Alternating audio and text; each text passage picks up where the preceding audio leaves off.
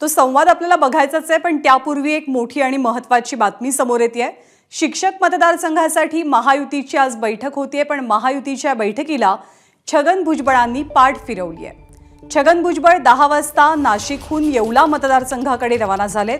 येवला हा भुजबळांचा स्वतःचा मतदारसंघ आहे, तिथून ते आमदार आहेत, पण नाशिकमध्ये असून सुद्धा भुजबळ महायुतीच्या बैठकीला अनुपस्थित राहिल्यामुळे आश्चर्य व्यक्त होत आहे। राष्ट्रवादी अजित पवार पक्षाचे आमदार माणिकराव कोकाटे आणि सरोज अहिरे या बैठकीला हजर आहेत, मात्र भुजबळांनी दांडी मारली आहे। राष्ट्रवादी काँग्रेस अजित पवार पक्षाचे महेंद्र भावसार यांना सुद्धा पक्षाने एबी फॉर्म दिलेला आहे, पण अजित पवार पक्षाच्या राष्ट्रवादीच्या भूमिकेबद्दल महायुतीमध्ये काहीसा संभ्रम आहे।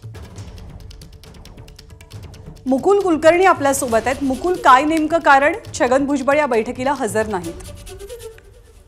ज्ञानदा, कारण भुजबळांकडून काही स्पष्ट करण्यात आलेलं नाहीये, मात्र ते मतदारसंघामध्ये आहेत। विविध विकास कामांचा आढावा मतदारसंघामध्ये ते घेतील एवढीच एक औपचारिक माहिती मिळते आहे। परंतु आज ही महत्त्वाची बैठक आहे।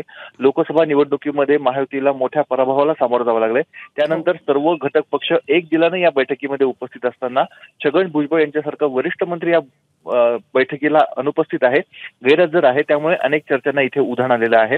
या निवडणुकीमध्ये राष्ट्रवादी काँग्रेसच्या भूमिकेबाबत संभ्रम कायम आहे, कारण राष्ट्रवादी काँग्रेस अजित पवार गटाने देखील आपला एक उमेदवार दिलेला आहे, एक शिवसेना शिंदे गटाचा उमेदवार आहे। अशा परिस्थितीमध्ये दोन राष्ट्रवादी काँग्रेसचे आमदार माणिकराव कोकाटे, सरोज अहिरे या बैठकीला उपस्थित असताना छगन भुजबळ यांची पाठ का फिरवली हा प्रश्न उपस्थित होतोय। गेल्या काही दिवसांपासून भुजबळ नाराज असल्याची चर्चा आहे। ही नाराजी अद्यापही कायम आहे का, हा प्रश्न या निमित्तानं पुन्हा एकदा उपस्थित झाला आहे।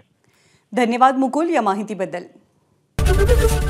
एबीपी माझा, उघडा डोळे बघा नीट।